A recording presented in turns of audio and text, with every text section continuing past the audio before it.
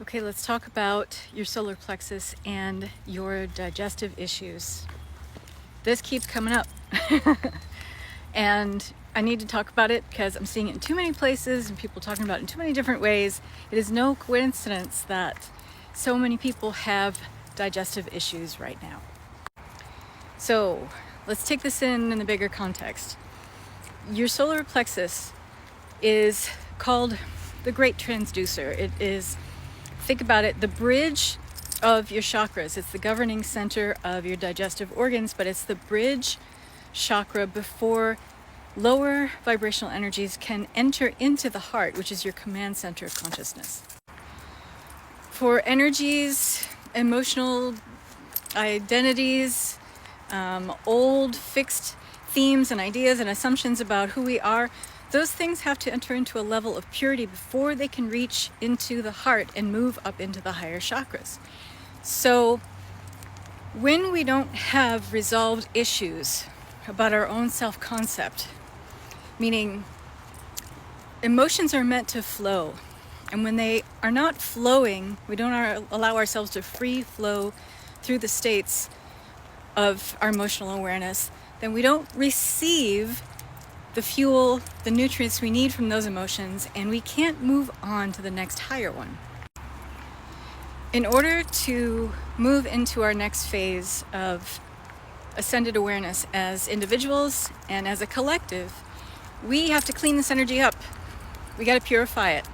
In order to move into more heart-based, love-based frequencies, we got to clear up the lower shit, the lower identity stuff that is stuck in the nether regions. Think about your digestive system and what it represents, okay? You take in food, aka nutrients, you're nourished by them, you receive some sort of fulfillment from them, it turns into fuel, right? It turns into energy that you need. And then whatever is not needed is flushed out of the system. This is a flow. It is a movement that has a sequence. It is very much something that mimics the actual flow of our emotional states. We experience an emotion, we take it in, we allow it to either nourish us or we don't, meaning it becomes something that we're stuck on, and we're getting some either perverted level of nourishment from it because we're using it to self-identify at a lower recognition of who we are. It becomes our fuel for everything in life that we're creating, meaning it aligns with and creates more of the thoughts and beliefs that keep us diminished or keep us in a discounted place of being, not our highest expression of being. And if we don't allow this flow of moving fluidly through the different emotional states to get what we need from them and then move on, that energy gets stagnant. It gets stuck. It gets blocked up. Are you getting the analogy here? Every physical imprint is significant of the lowest form of density that we hold. So anything that manifests as illness, dis-ease, has an emotional mental imprint first. It has a spiritual imprint first. It's imprinted in the astral, the etheric first. So when we have blockages in the physical, you can be damn sure that we've had blockages, we've had resistance in all of those aforementioned levels first. So how do you start clearing this up? How do you start getting this energy moving again?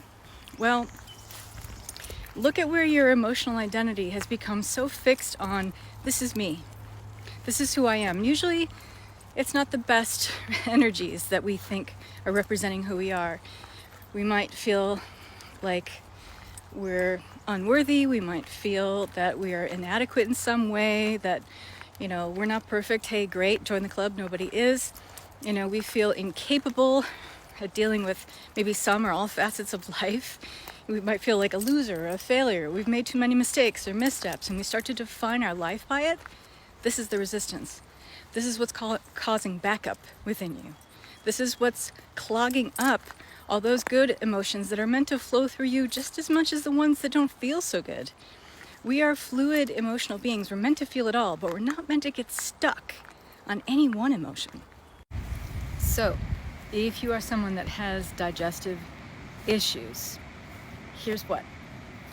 Start looking very closely at some ways of feeling that you just can't shed. Usually these are going to be ways of feeling sensations you have in the body that come up when you think something about yourself that's not very wholesome. You start thinking less of yourself, or you start making assumptions about yourself and about the future based on a past reference, meaning going off of a memory of you where things went wrong, or you did something bad, or you weren't the best person you could have been in a certain situation. It's all okay. Forgive yourself and understand that the reason why you're having digestive issues is because your body is trying to tell you something. Your body is an incredible biofeedback mechanism. It will always tell you when something is off. It will tell you when something is wrong. When you are not experiencing optimal functioning, vitality in your body, it is because your body is trying to tell you, hey, I need you to look at this. And whenever we have profound and intense digestive issues, it's because we have unresolved emotions that are trying to transmute. Emotional states are not supposed to stagnate. We're supposed to remain fluid with them. I have the irony lost on me right now that I'm sitting in front of a waterfall. But I'm sitting in front of a body of water. I'll show you. It goes right over and into a waterfall. You can probably hear it over there. And this beautiful pond,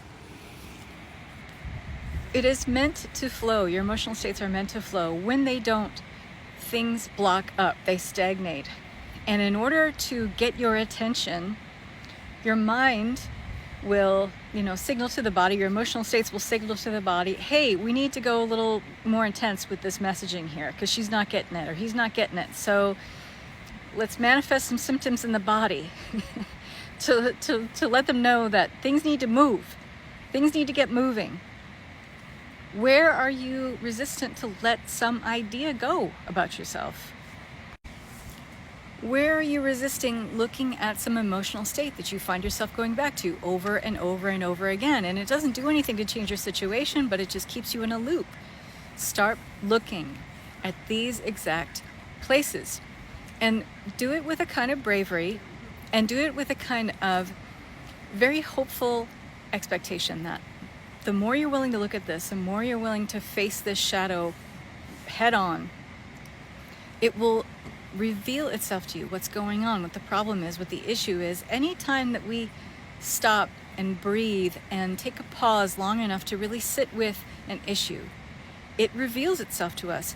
Our own issues and problems are not playing hard to get. We are playing hard to get. We're the ones that are like, la, la, la, la, la, I don't want to see it. Your body will tell you what's going wrong every single time. Your intuition will tell you what's going wrong every single time. But are we in a place to hear it? Start doing this and start noticing that the flow in your body will absolutely be a reflection of this new take on life.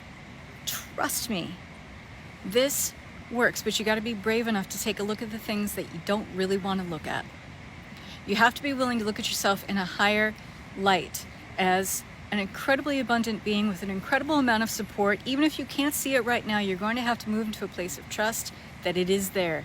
And once you start looking for it, you're going to find it everywhere. Just like when you start looking for this problem or this emotional resistance, you're going to find it immediately. I hope this finds exactly who needs to hear this today. And with lots of love, have a blessed day.